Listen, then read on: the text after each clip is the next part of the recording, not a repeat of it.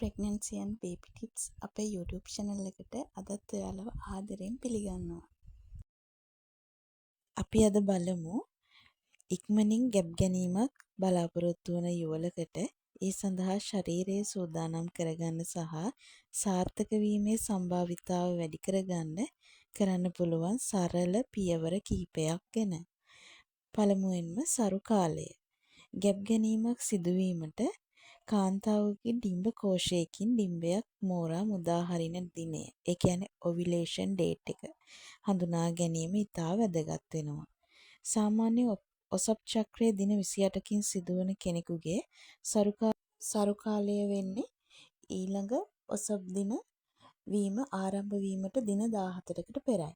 ඩිම්බේ මුදා හරින දිනයට දින 2-3කට පෙර සහ එදින යන කාලය තුල එක්වීමෙන් ගැබ් ගැනීමේ හැකියාවක් තියෙනවා. ඒ වගේම මේ පහසුවෙන් දැනගන්න ඔවියුලේෂන් කැලෙන්ඩර් ඇප් එක හෝ ෆාමසි වලින් ගන්න තියෙනවා ඔවියුලේෂන් ස්ට්‍රිප් එකක්. එහෙම අරගෙනත් බලන්න පුළුවන් ඩිම්බය පිට වෙන දිනය හරියටම කවද්ද කියලා.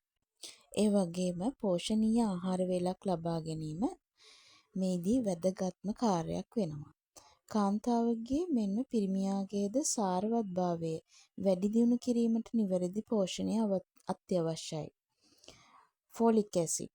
ගැබ් ගැනීමට බලාපොරොත්තු වන කාලයේ සිටම ෆෝලික් ඇසිඩ් පෙති වෛද්‍ය උපදෙස් මත ලබා ගැනීම කළ යුතුයි. ෆෝලික් ඇසිඩ් කලලයේ මොළයේ වර්ධනයට අත්‍යවශ්‍ය සාධකයක්. ඒ වගේම පලා වර්ග සහ එළවලු, නිවිති, මුගුණු වැන්න, බ්‍රොකොලි වැනි යකඩ සහ ෆෝලික් ඇසිඩ් බහුල කෑම ගැනීම ඉතා වැදගත්. ප්‍රෝටීන්. බිත්තර, මාළු, මස්, පරිප්පු, කඩල, කව්පි වැනි දෑ ලබා ගැනීමට පුළුවන්. පළතුරු සහ ඇට වර්ග, ඔලිව් තෙල්, ආමන්ඩ්, කජු වැනි ශරීරයට හිතකර මේදේ අඩංගු කෑම ලබා ගැනීමට පුළුවන්.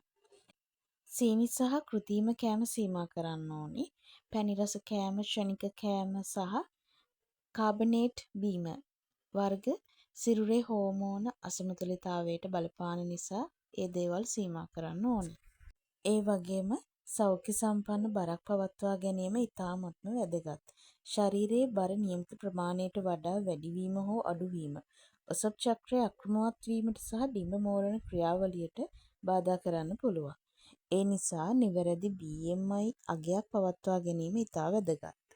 තවත් වැදගත්ම කරුණක් ගැන කතා කරොත් මානසික ආතතිය ස්ට්‍රෙස් පාලනය කරගන්න ඕන. වැඩිපුර කලබල වීම, බිය හෝ මානසික ආතතිය නිසා සිරුරේ හෝමෝන ක්‍රියාකාරීත්වය වෙනස් වී ගැබ් ගැනීම ප්‍රමාද වෙන්න පුළුවන්. සුව නිින්දක් ලබා ගැනීම, සතුටින් සහ සැහැල්ලුවෙන් සිටීම ඉතාමත් වැදගත්. ඒ වගේම දුම්මැටි සහ මත්පැන් වලින් වැළකී සිටීම. බිරිඳ මෙන්ම සැමියාද දුම්පානයෙන් සහ මත්පැන් භාවිතයෙන් වැළකීලා ඉන්න ඕනේ. එමගින් ශුක්‍රාණුවල සහ ඩිම්බවල ගුණාත්මක භාවය ඉහළ යනවා. අවසාන වශයෙන් සඳහන් කරොත් ඔබ ගැබ් ගැනීමක් සැලසුම් කරන්නේ නම් මුලින්ම ප්‍රසවහාන ආයුර්වේද වෛද්‍යවරයෙක් හමු වී මූලික පරීක්ෂණ කිහිපයක් කරගෙන ශරීරයට අවශ්‍ය විටමින් වර්ග, ඒ කියන්නේ ප්‍රෙග්නන්සි විටමින්ස් වෛද්‍ය නිර්දේශ මත ලබා ගැනීම තමයි වඩාත්ම ආරක්ෂිත සහ නිවැරදිම ක්‍රමය වෙන්නේ.